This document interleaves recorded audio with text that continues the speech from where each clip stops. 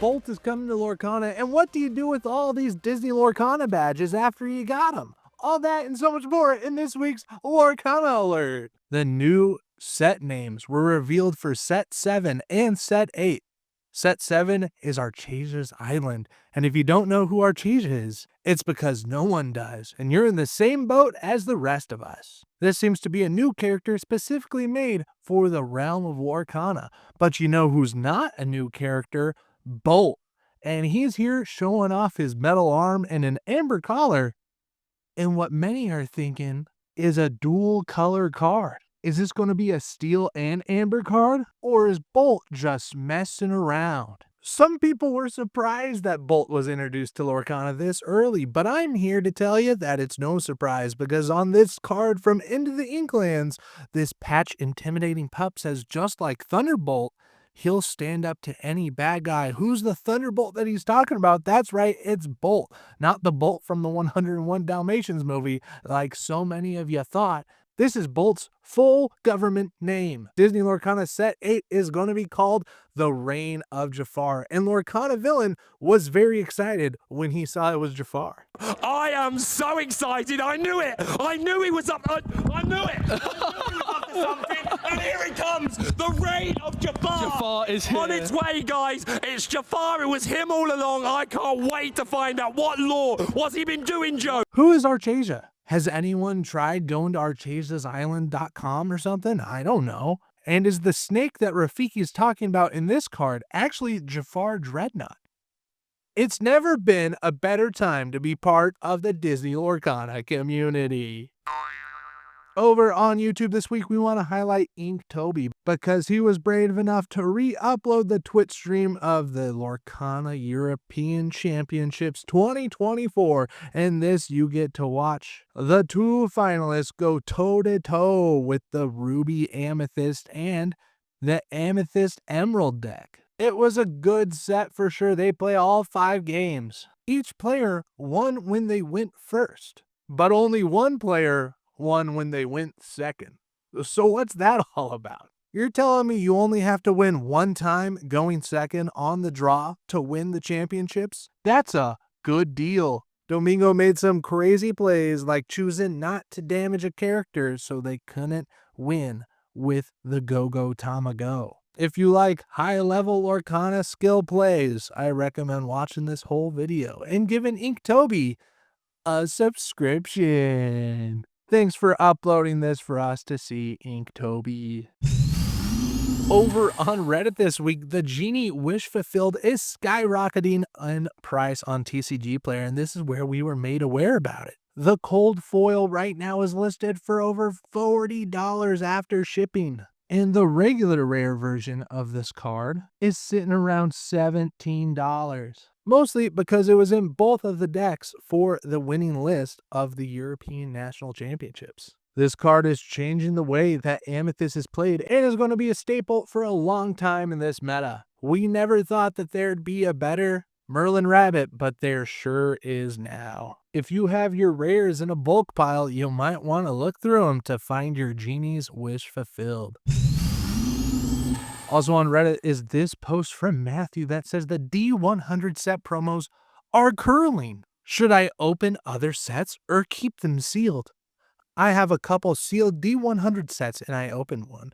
The D100 promo cards are curling. Should I keep my D100 set sealed or crack them open so I can put them into top loaders and prevent the curling? And you can see this close-up of the cards doing the bend. This person must be brand new to TCGs because all of my cards, including the non-foils, are curling. All of them have a crazy pop in them now. That's because I live in Michigan and there's a whole bunch of water in the air. So much so that it's even snowing right now.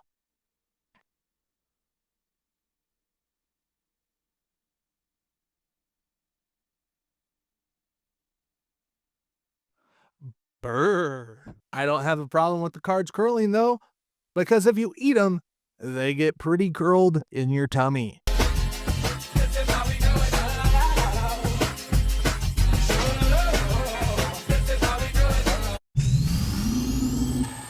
Here at Ready Set Inc., we advocate for arts and crafts. And this week, the Lore Keepers Inn posted their video onto Reddit talking about how to make Disney Lorcana ornaments. You can make them out of your puzzle cards, the marketing cards that you get in the back of Lorcana cards, or you can be a real gamer and do it with your Diablo devoted heralds. If you like some arts and crafts, be sure to give this video a look-see. Over on Facebook, we saw this post from Glenn detailing their entire interaction with Ravensburger to replace the defective foil legendary cards that they pulled out of packs. Ravensburger deemed them replacement worthy as they are a known defect, and if you look down at the corners of these cards, they kind of look chewed on. If you have a question about the Disney Lorcana replacement policy, you can find it on the Disney Lorcana resources page. The link to that and all the other things that we talk about are in the description of this video. Also on Facebook was this post from Brandon that said, y'all better stop crying about pricing at League in the DLCs, LOL.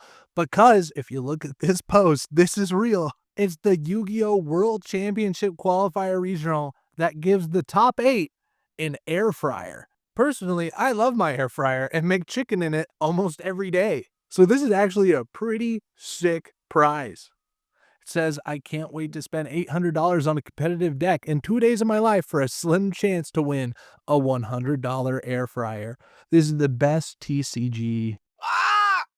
On Twitter this week, we saw this post from Lorcana Cards saying, is this the first sign of dual colored cards? Look at the items in their hands. And if we zoom in a little bit closer, we can see this person is holding a ruby sapphire ink. And the person next to him has a big old ink quill with amethyst and steel. Is this a new clue?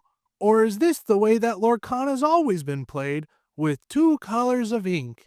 And these are common ink color pairs. Even if we do get split color inks, does that mean that we can only play in that combination? Like if Bolt is an amber steel, can we only play that card in amber steel decks?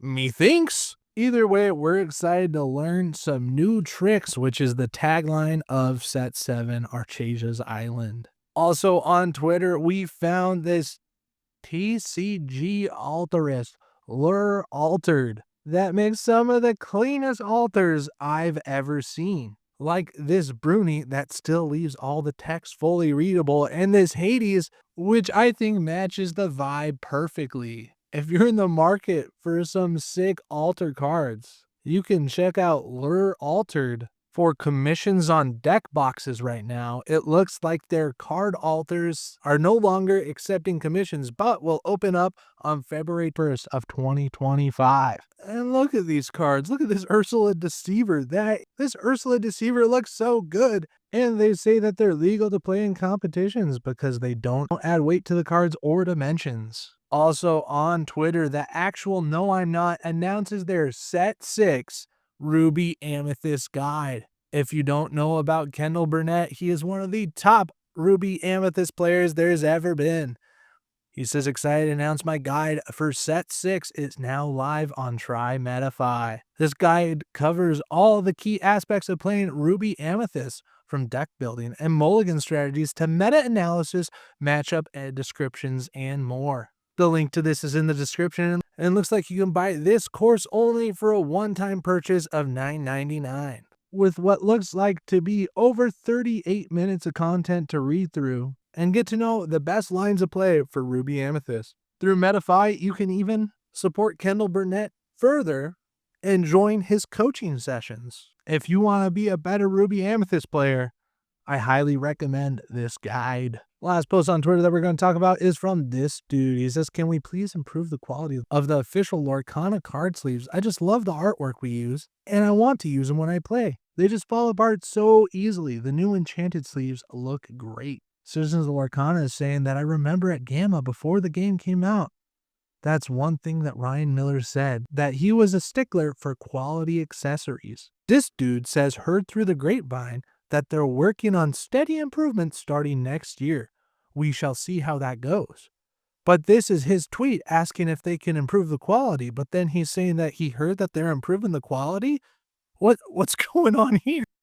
And then lots of people are just saying use the Dragon Shield's outer if you want to protect your art sleeves. And I couldn't agree more. I have my Goldango deck in Elsa sleeves, but I have the KMC's outers that add this cool little gold border around them. It does get much harder to shuffle. On Instagram this week, Missy Enchanted says, what do you do when you have 6 DLC badges? You make this cool custom art frame with all the different stickers. And if you pause it right there, that's Ready Set Ink right there in the frame. Thanks for including us in your artwork. I definitely need to figure out something myself. For our meta report this week, the European Championships has concluded with Ruby Amethyst taking it all home. The big star of the show was Bell Accomplished Mystic, as they could move damage around on play. And the final big brain plays from Domingo was to not damage his own character, so they couldn't use the Go-Go Tamago for the big win, which they had in hand. If the other player played Go-Go Tamago, they would have gained the lore needed to win the game. One thing's for sure is that Ruby Amethyst is going nowhere, just like this meme from Citizen of Lorcana. For the Market Watch, Genie is the card that you need. Don't be like me. I traded this Genie away week 1 for some cards that I wanted to play with, and now I'm saying, Genie. I wanted to look at the Diablo Devoted Heralds because he didn't win any of the European Nationals. He wasn't even in the top 2 decks. So I went to the Diablo page and I saw this seller with 182 Diablos. That's unreasonable for a seller to have nearly $5,000 in Diablos to sell. Looking at the reviews, it says a lot of these are fake. Please be careful if you buy on TCG Player and look out for red flags like way too many of a rare card and check the reviews. The Lorcana fakes are really good. If you have any Lorcana alerts that you want me to know about, email me at lorcana707@gmail.com. Ready Set Inc. is now over 1,198 subscribers.